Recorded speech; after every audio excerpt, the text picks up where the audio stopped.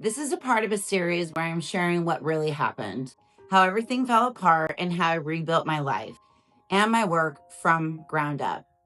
I want to slow this story down for just a minute because when I say I went through a hard time, it can sound super, super vague.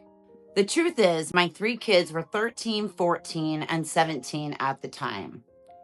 And maybe one day when they're old enough, they'll watch these episodes and understand why mom was the way she was during that season. I had never felt depression like that before. I had never been bullied like that before. And there were moments when they weren't very proud of me. And that cut straight to the core. And honestly, it still does. What actually happened is I fought every single day to keep my life from collapsing. I'm sharing this not for sympathy, but because I know there are women watching who are in this place right now. And I want you to know you're not broken. I know now that COVID shutdown changed a lot of lives. But at that time, I thought I was completely alone. I've since learned that everything changed for everyone. But for me, individually, it literally changed everything about my life to the point where I think about everything differently now. So I want to take you back to the beginning. Before everything shut down, my life had structure. My calendar was full, classes, rehearsals, stadium dates. The Angels game was just 1 week out. My company was performance based, live audience, live energy, and that's how it survived.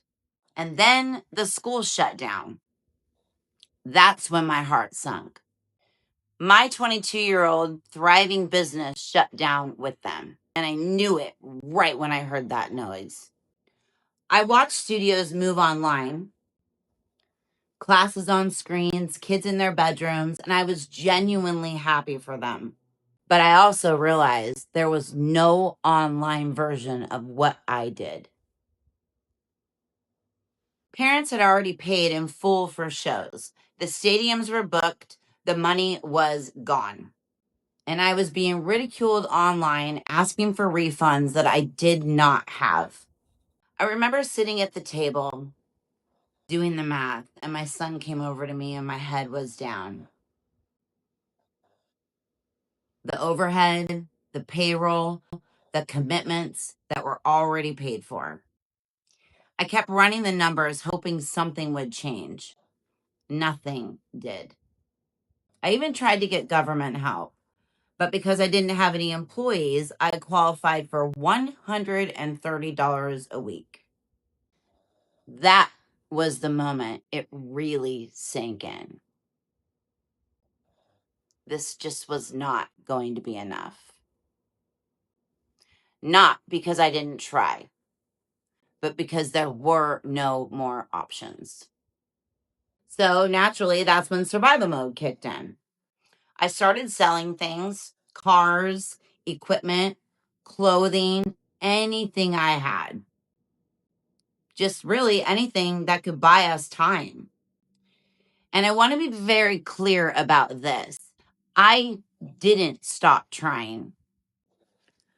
I taught classes outside. My kids helped me set up in parks and open spaces. I taped the lines on the ground. I told kids exactly where to stand.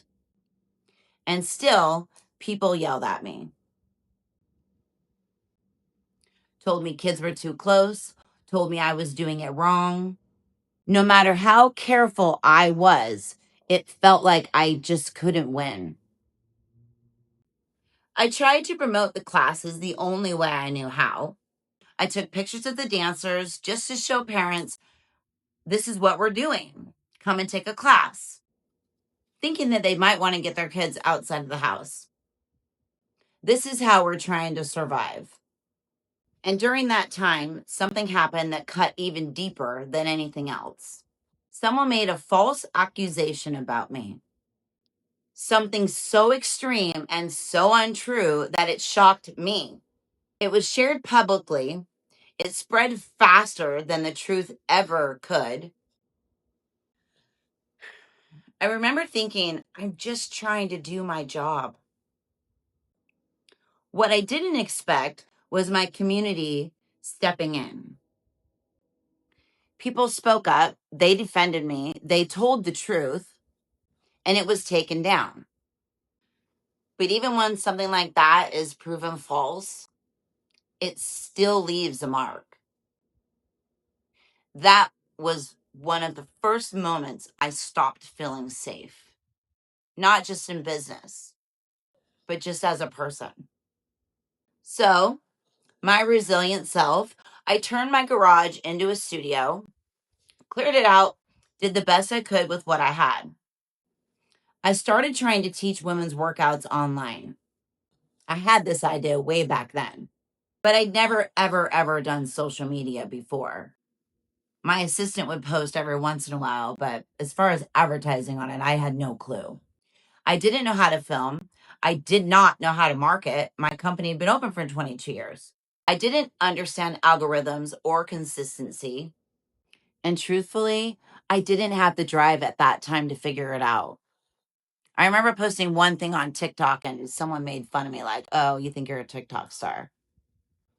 It's not because I didn't care, but because I was completely exhausted. So I put together a Christmas show thinking it's outside, it's in front of a tree. 10 kids showed up. I smiled. I clapped. But inside I knew this isn't enough to survive. I didn't know it then, but this season was quietly building something I couldn't see yet. What I didn't realize was that this pressure wasn't staying at work.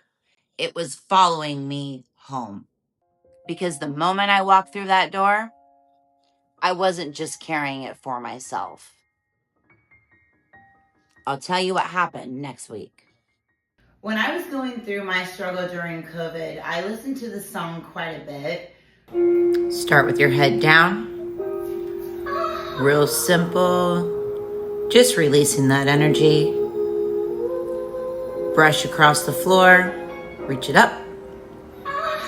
Breathe it out. If you need to go on your knees here, go for it. Really, really tightening. Get it all the way out. Up. And again to the front.